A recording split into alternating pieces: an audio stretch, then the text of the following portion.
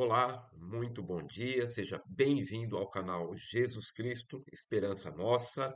O meu nome é Augusto e nós estamos aqui prosseguindo com o nosso trabalho de expor sermões com base na palavra de Deus, a Bíblia Sagrada, livro a livro. E hoje nós vamos tratar do livro do profeta Naum. Para você que já acompanha o canal há algum tempo, sabe como a gente vem trabalhando aí em vários livros. Nossos últimos sermões foram no livro do profeta Joel, né? Uma série de 3 sermões. E hoje nós vamos nos concentrar no livro do profeta Naum, em um único sermão expositivo, uma vez que a profecia de Naum se dirige diretamente contra o Império Assírio, e no caso aqui, ele é simbolizado pela cidade de Nínive, que era a capital do Império Assírio, né? A Assíria, ela era conhecida quando estava no seu apogeu, quando estava no auge da sua potência econômica, política, militar, ali naquela região do Oriente Médio. Ela era conhecida por ser extremamente cruel contra os seus adversários. Para nós ilustrarmos alguns aspectos de como era aquela realidade, o livro do profeta Naum, no capítulo 3, versículo 1, diz assim: Ai da cidade sanguinária, repleta de fraudes e cheia de roubos, sempre fazendo as suas vítimas. Uma cidade de sangue, uma cidade onde havia maldade, uma cidade onde tudo era contrário à vontade de Deus, à justiça de Deus, aquilo que é correto e aprovado pelo Senhor. Ainda no livro do profeta Naum, no capítulo 3, no versículo 4, o profeta diz assim: tudo por causa do desejo desenfreado de uma prostituta sedutora, mestra de feitiçarias, que escravizou nações com a sua prostituição e povos com a sua feitiçaria.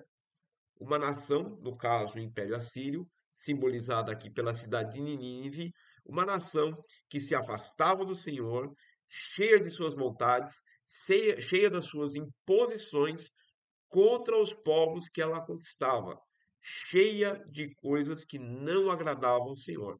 Assim, Nínive é tratada aqui no versículo 4 do capítulo 3 como uma prostituta e feiticeira que escravizava as nações ao seu redor conforme os seus desejos. A situação com a cidade de Nínive, ela era tão assim, tão complicada e ela atormentava, trazia tanta dificuldade, problemas e aflições para as nações ao seu redor, que no verso 19 do capítulo 3 o profeta diz o seguinte: Não há cura para a sua chaga, a sua ferida é mortal. Aqui já está descrevendo o estado final de Nínive quando viesse o castigo do Senhor.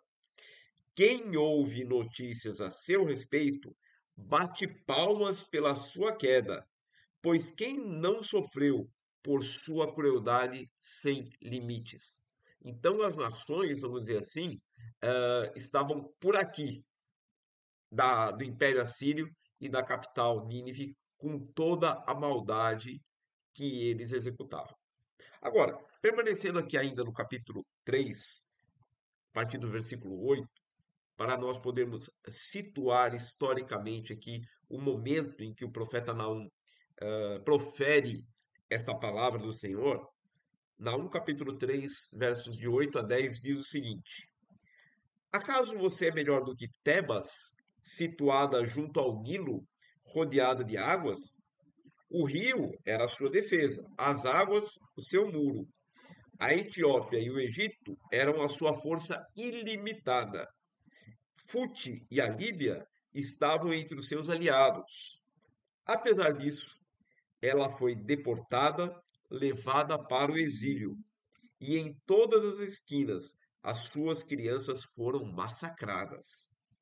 Lançaram sortes para decidir o destino dos seus nobres. Todos os poderosos foram acorrentados. Essa cidade aqui, a qual o profeta Naum se refere, a cidade de Tebas, ela ficava no Egito, muito, assim, situada muito próxima ao rio Nilo. E quando foi o ano 663 a.C., Assurbanipal, que era rei da Síria, invadiu a cidade de Tebas e sufocou uma rebelião que havia lá. Mas depois que Assurbanipal faleceu por volta ali dos anos 630, 627 a.C., a Síria começou a enfrentar várias rebeliões e alianças que foram feitas por nações inimigas. E quando chegou o ano 612 a.C., Nínive acaba sendo conquistada por Nabopolassar, que era rei da Babilônia. Isso no ano 612. Então, com algumas dessas referências históricas, nós podemos situar aqui que o ministério de Naum foi exercido a partir do ano 662 antes de Cristo, pelo menos no que tange aqui a essa profecia contra o Império Assírio, e 613. Ou seja, ele está tratando o que aconteceu com a cidade de Tebas como um fato passado. E se a conquista de Tebas pela Assíria se deu no ano 663, nós podemos aí situar que essa profecia teria se dado pelo menos um pouco depois. Então podemos situar aí no ano 662 a.C.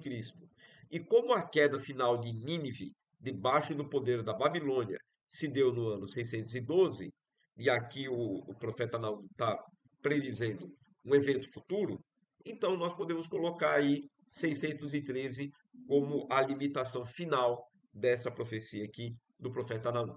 Então, os anos 662, né, o intervalo entre os anos 662 e 613 a.C., são uma boa contextualização para o exercício do ministério profético de Naum e para essa profecia aqui em particular. Agora vamos olhar então o capítulo 1 do livro do profeta Naum, são 15 versículos. Eu peço que você abra sua Bíblia, acompanhe a leitura e depois da leitura você permaneça com a sua Bíblia, com o seu aplicativo aberto, para poder acompanhar a exposição do texto. Tá? Então, Naum, capítulo 1, a partir do versículo 1, diz o seguinte: Advertência contra Nínive, livro da visão de Naum, de Elcós. O Senhor é Deus zeloso e vingador. O Senhor é vingador, seu furor é terrível. O Senhor executa vingança contra os seus adversários e manifesta o seu furor contra os seus inimigos. O Senhor é muito paciente, mas o seu poder é imenso. O Senhor não deixará impune o culpado, o seu caminho está no vendaval e na tempestade, e as nuvens são a poeira dos seus pés. Ele repreende o mar e o faz secar, faz que todos os rios se sequem. Bazã e o Carmelo se desvanecem, e as flores do Líbano murcham. Quando ele se aproxima, os montes tremem e as colinas se derretem. A terra se agita na sua presença, o mundo e todos os que nele vivem. Quem pode resistir à sua indignação? Quem pode suportar o despertar de sua ira? O seu furor se derrama como fogo, e as rochas se despedaçam diante dele. O Senhor é bom, um refúgio em tempos de angústia. Ele protege os que nele confiam, mas com uma enchente devastadora dará fim a Nínive.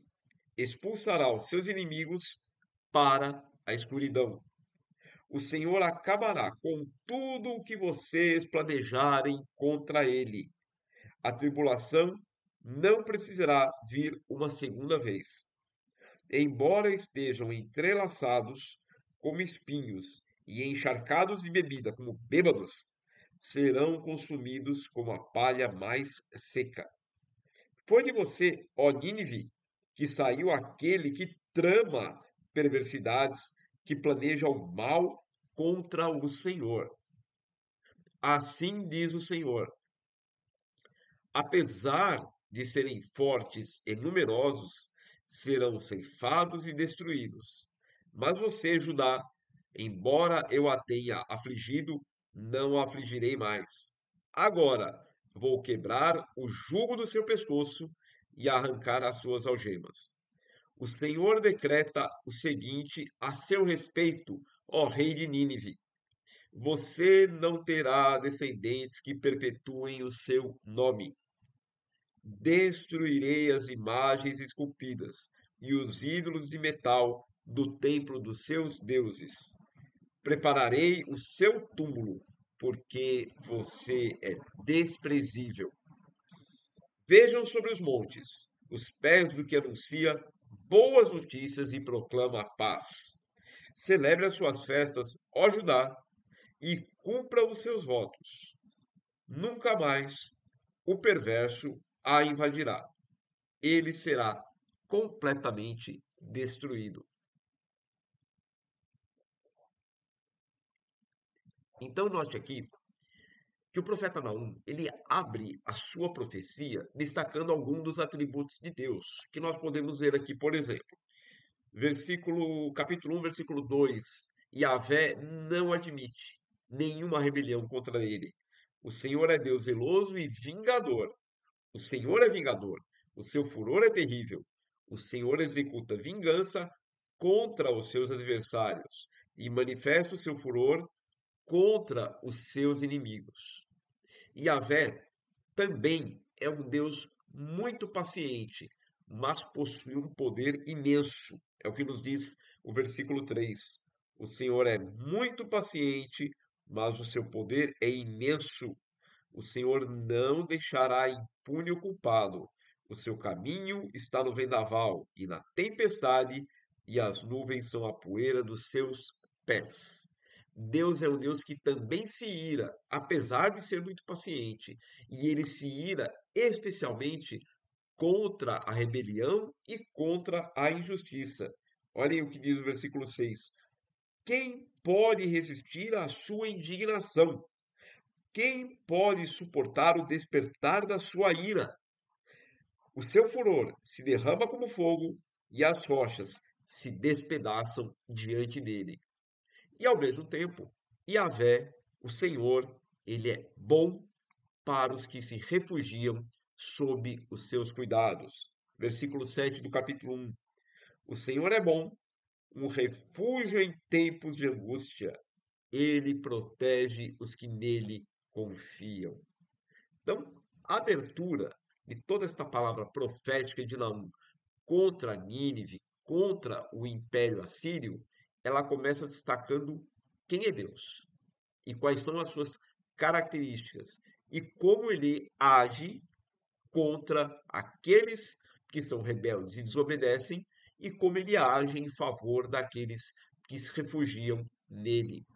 Agora, notem a partir do versículo 9 até o versículo 11, o que nos diz o capítulo 1. O Senhor acabará com tudo que vocês planejarem contra ele. Destaque essa palavra na sua memória, no seu raciocínio. Planejarem contra Deus. A tribulação não precisará vir uma segunda vez. A queda de Nínive seria definitiva. Embora estejam entrelaçados como espinhos e encharcados de bebida, como bêbados, serão consumidos como a palha mais seca.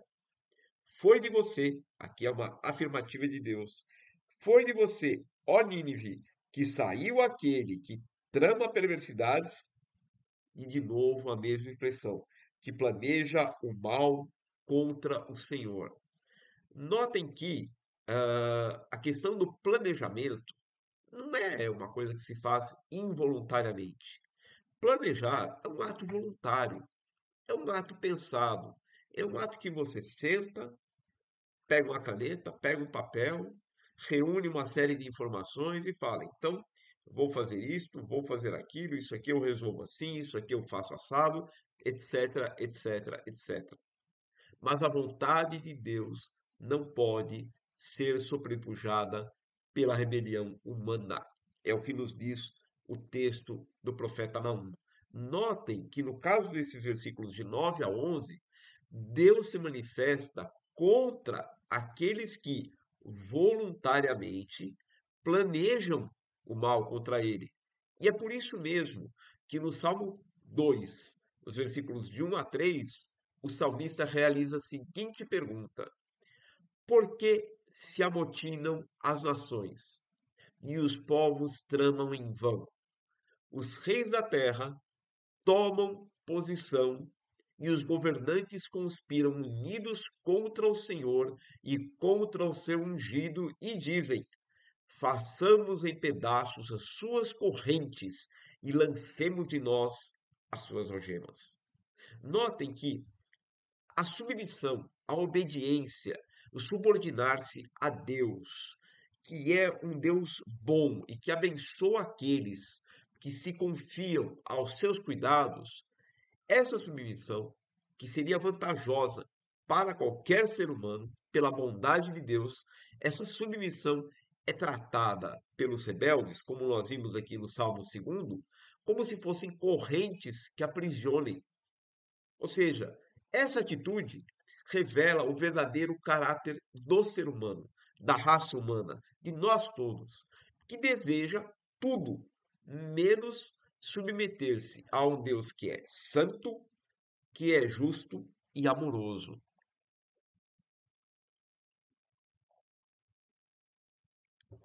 Ou seja, o ser humano, a humanidade, recusa-se a se submeter a Deus.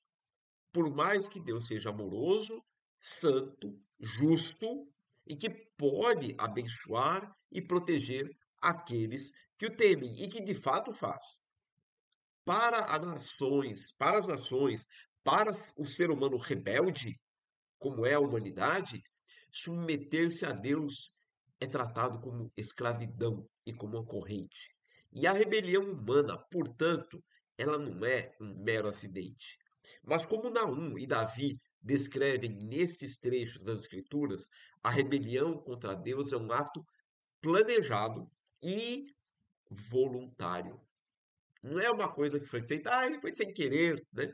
Não, a humanidade deseja rebelar-se contra Deus. E isso não escapa ao conhecimento de Deus, porque nós vemos a futilidade dos pensamentos rebeldes contra Deus, por exemplo, no Salmo 94, versículo 11, que diz assim: o Senhor conhece os pensamentos do homem e sabe como são fúteis. O Senhor conhece os pensamentos do homem. Aquilo que o ser humano planeja, escondido na sua mente, no seu coração, contra Deus, Deus conhece. Deus sabe, e aquilo não é nenhuma novidade para Deus. Da mesma forma, o apóstolo João, quando escreveu o Evangelho, ele afirma ali no capítulo 2 do Evangelho de João, os versículos de 23 a 25, falando sobre Jesus. Enquanto estava em Jerusalém, na festa da Páscoa, muitos viram os sinais milagrosos que ele estava realizando e creram no seu nome. Mas Jesus não se confiava a eles, pois conhecia a todos. Todos os circunstantes que estavam ali na festa em Jerusalém, na Páscoa, enquanto ele estava por ali, Jesus conhecia um por um. Ele não precisava, prossegue o texto, não precisava que ninguém lhe desse testemunho a respeito do homem, agora não o indivíduo, mas o ser humano em si, pois ele bem sabia o que havia no homem. Ele, o Senhor Deus, e aqui no caso o Senhor Jesus, sabe perfeitamente bem como é a natureza humana rebelde contra Deus, manchada pelo pecado, corrompida pela nossa rebelião contra Deus. Portanto, uma vez que Deus sabe essas coisas de forma tão clara, não há nenhuma escapatória para aqueles que, de uma forma absolutamente tola, acham que podem se rebelar contra Deus e sair livres, impunes, sem lhes acontecer nada. Essa é uma pretensão ridícula da humanidade rebelde contra Deus. Agora, voltando para o texto de Naum, capítulo 1, os versículos de 12 a 15, para finalizarmos a exposição desse capítulo. Diz assim: Assim diz o Senhor, apesar de serem fortes e numerosos, serão ceifados e destruídos. Mas você, Judá, e aqui o profeta se dirige especificamente ao reino de Judá, você, Judá, embora eu a tenha afligido, não a afligirei mais. Está se referindo a um período em que a Síria exerceu sobre Judá uma pressão muito forte, política e militarmente, ainda no tempo do rei Ezequias, rei de Judá. Agora vou quebrar o jugo do seu pescoço e arrancar as suas algemas, falando sobre a destruição que viria contra Nínive e o Império Assírio. O Senhor decreta o seguinte a seu respeito, ó rei de Nínive: você não terá descendentes que perpetuem o seu nome. Destruirei as imagens esculpidas e os ídolos de metal no templo dos seus deuses. Prepararei o seu túmulo, porque você é desprezível. Vejam sobre os montes os pés do que anuncia boas notícias e proclama a paz. Celebre as suas festas, ó Judá. Ele se volta novamente aqui para o reino de Judá. E cumpra os seus votos. Nunca mais o perverso a invadirá. Ele será completamente destruído. Cabe aqui a observação que a profecia é contra Nínive. E ele fala: olha, o império assírio está com os dias contados e não vai mais exercer pressão contra o reino de Judá. Agora, há uma expressão aqui no versículo 12 que é a expressão que chama muito a nossa atenção, em que ele começa assim: Assim diz o Senhor, apesar de serem fortes e numerosos. O que ele está querendo dizer? Olha, mesmo que a nação da Síria seja uma nação militarmente, economicamente, politicamente forte, numerosa, eu vou quebrar eles no meio, para usar um termo bem popular dos nossos dias. Essa expressão, apesar, ela dá o tom final da profecia de Naum contra o Império Assírio. E essa expressão, apesar, provoca o que a gente pode chamar de uma quebra de expectativa. Sim, de fato, o poderio da Síria era imenso, era inquestionável. E qual que é a expectativa? Se você tem uma nação tão poderosa, você imagina que ela vai se manter no poder. Mas é essa justamente a quebra da expectativa. Sim, vocês são poderosos, mas eu vou destruir vocês da mesma forma. Apesar de toda a força e da grandeza do império que o Império Assírio tinha, né, a grandeza do seu exército, a Síria seria destruída. O rei não teria descendentes. E os falsos deuses que a Assíria cultuava seriam expostos definitivamente ao ridículo diante da grandeza do Senhor dos exércitos, Deus de Israel. Aqueles ídolos eram absolutamente nada, porque só há um Deus verdadeiro, que é o Senhor dos exércitos, Deus de Israel. Não existe força que sustente qualquer oposição e rebelião contra Deus quando Deus se ira, quando ele manifesta a sua indignação contra a rebelião humana. E notem ainda o que diz o profeta Isaías, lá no capítulo 40, versículo 15. Na verdade, as nações são como a gota que sobra do balde. Já lavou o seu quintal? Usando um balde, vassoura e pá, né? E às vezes você termina e tem lá uma gotinha ou duas ali que sobram do balde. É isso que as nações são para Deus, minúsculas. Nações. Ele não está falando do indivíduo, ele está falando de nações. Para Deus, elas são como um pó que resta na balança. Algo que você está no mercado, você pesava para ver qual era o peso, o valor da mercadoria.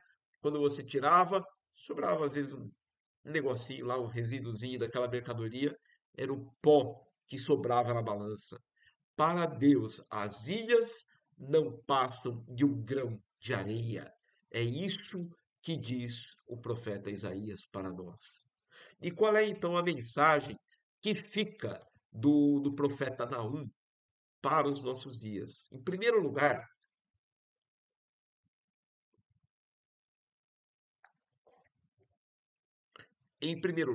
o Deus que se revela nas Escrituras, o verdadeiro Senhor de toda existência, é um Deus de amor, mas também é um Deus de ira. E a ira de Deus não é um simples ato caprichoso. Aí acordou de mau humor, né? E tá bravinho, né? Não. A ira de Deus não é um ato caprichoso, mas sim é fruto da sua santidade. E quando a santidade de Deus é ofendida pela rebelião humana, ele se ira contra essa rebelião, contra o pecado do ser humano. Há pessoas que, infelizmente, quando querem falar de Deus, ressaltam apenas atributos de Deus que eles encaram como positivos e como convenientes. Então, Deus é amor, Deus é graça, Deus é misericórdia, Deus perdoa, Deus é paciente, bondoso, e falam só isso. Mas ressaltar apenas uma parte dos atributos de Deus é desenhar um Deus que não é o Deus verdadeiro. Assim como se nós destacássemos apenas os chamados atributos negativos de Deus, ira, indignação, fúria, etc., também não estaríamos sendo fiéis ao Senhor. O Senhor tem todos esses atributos, seja referente à sua bondade, seja referente à sua ira. E precisamos, quando falamos de Deus, sermos fiéis àquilo que as Escrituras revelam. Ou seja, tratar Deus em todos os seus atributos, que são perfeitamente equilibrados entre si, de tal forma que Deus é perfeito. Aqueles que insistem em ressaltar apenas aqueles atributos de Deus que estão de acordo com seus interesses, e via de regra são os atributos positivos, porque Deus é amoroso e vai me dar tudo que eu quero, as pessoas que fazem isso estão cometendo um grave erro, porque cultuam um Deus que não é o Deus revelado nas Escrituras, e esse erro nós precisamos corrigir. O segundo ponto que eu quero ressaltar aqui no texto do profeta Naum é que Deus conhece todo o pensamento e ação humanas. Não há surpresas para Deus e não há nenhuma força, qualquer que seja, capaz de opor resistência à operação e à vontade de Deus. Como nós vemos o mundo ao nosso redor hoje, quanta impiedade, quanta rebelião contra Deus, quanta maldade, quanta destruição, quanta criminalidade, seja na violência das ruas, seja no gabinete dos poderosos, os crimes de colarinho branco ou crimes de togas negras. A infalível justiça de Deus alcançará todos aqueles que se rebelam contra Deus. E um dia, todos aqueles que não se arrependerem serão destruídos por Deus e pagarão pela eternidade por suas rebeliões, pois Deus os lançará no lago de fogo e enxofre, onde sofrerão eternamente, amargamente, por suas rebeliões contra Deus.